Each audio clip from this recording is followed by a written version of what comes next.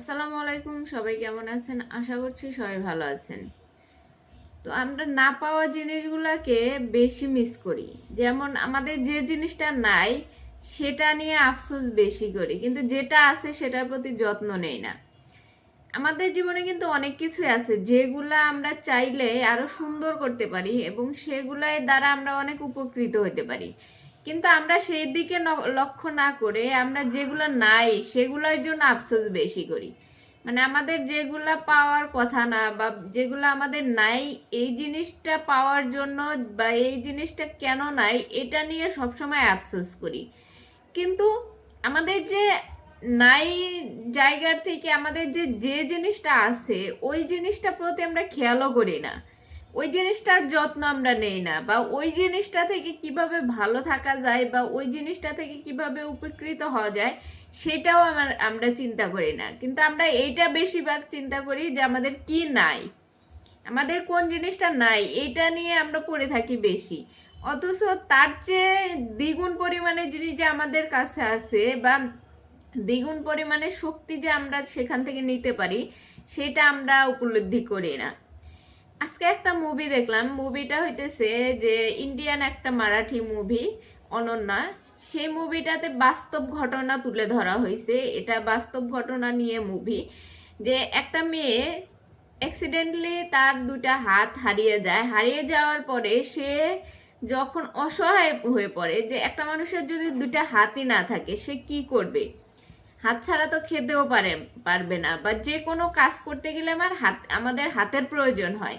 কিন্তু সে মেয়েটা যখন তার হাত হারিয়ে ফেলে তখন তার বিয়ে ভেঙে যায়, প্লাস হইতেছে তার পরিবারের লোকজনও তাকে ওইভাবে কেয়ার করে না, বা পরিবারের কাছে একটা বোঝা হয়ে যায়, কারণ তার সমস্ত কাজকর্ম অন্যজনকে করে দিতে হয়। এখন এই মেয়েটার আফসোস হইতেছে তার দুটা হাত নাই এবং সে ডিপ্রেস হয়ে পড়ে। কিন্তু একটা সময় গিয়ে দেখা যায় যে সে একটা অ্যাক্সিডেন্টলি তার বাড়িতে আগুন লাগে এবং সে সময় সে বাড়িতে কেউ ছিল না এবং সে একলা ছিল। এখন দুটা হাত নাই যে মানুষটার, সেই মানুষটা আগুন কিভাবে নিভাবে? আগুন নিভানোর যে সিলিন্ডার আছে, সিলিন্ডার দিয়ে যে সে আগুন নিভাবে তার তো দুটা হাতই নেই, কিংবা সে পানি দিয়ে যে আগুন নিভাবে সেটারও তার কোনো উপায় নেই, কারণ তার দুটা হাত নাই। তখন সে জীবন বাঁচানোর জন্য, ঘর বাঁচানোর জন্য সে তার পাও ব্যবহার করে সে সিলিন্ডার, যে আগুন নিভানোর যে সিলিন্ডার সেটা দিয়ে আগুনটা নিভিয়ে ফেলে। তো যখন আগুনটা নিভানোর পরে যখন স্বস্তির নিঃশ্বাস ফেলার পরে সে খেয়াল করলো যে তার দুটা হাত নেই, কিন্তু সে দুটা পা দিয়ে সে আগুনটা নিভাতে সক্ষম হয়েছে। এর থেকে সে এতটা ইন্সপায়ার হয় যে সে সে তখন নিজে থেকেই চিন্তা করে যে আমার দুইটা হাত নাই, কিন্তু আল্লাহ পাক তো আমার দুইটা চোখ রাখছে, দুইটা পা রাখছে, সব কিছুই আছে, শুধু দুইটা হাত নাই।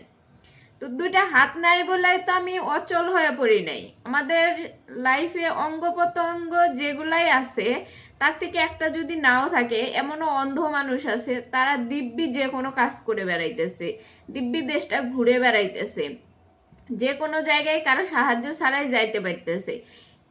তাদের যদি চোখও না থাকে, তারা আল্লাহ পাক এমন একটা সিক্স সেন্স দিয়ে রাখে যে তারা বুঝতে পারে কোথায় যেতে হবে, কিভাবে যেতে হবে, তারা সেটা শব্দ শুনে কানের সাউন্ডের মাধ্যমে বুঝতে পারে।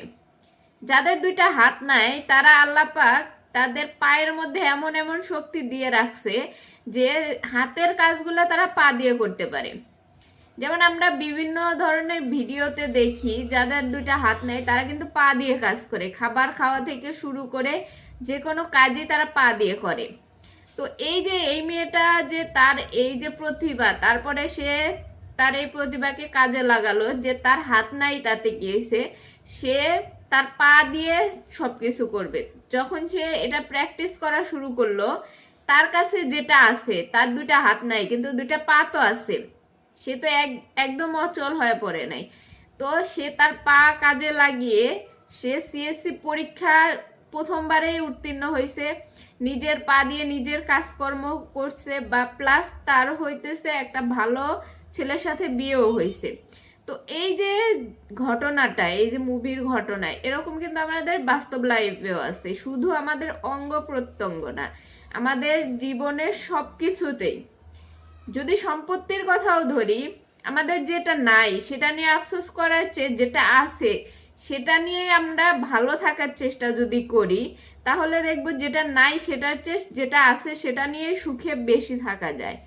এবং এই যে এই মেয়েটার হাত নেই, কিন্তু তার পা দিয়ে সে সব কিছু করতে পারতেছে, এবং সে পায়ের দ্বারা যে তার সব কাজকর্ম করতেছে, এটা এক ধরনের নিয়ামত। যে আমার হাত নাই তাতে গিয়েছে, আমার পা তো আছে।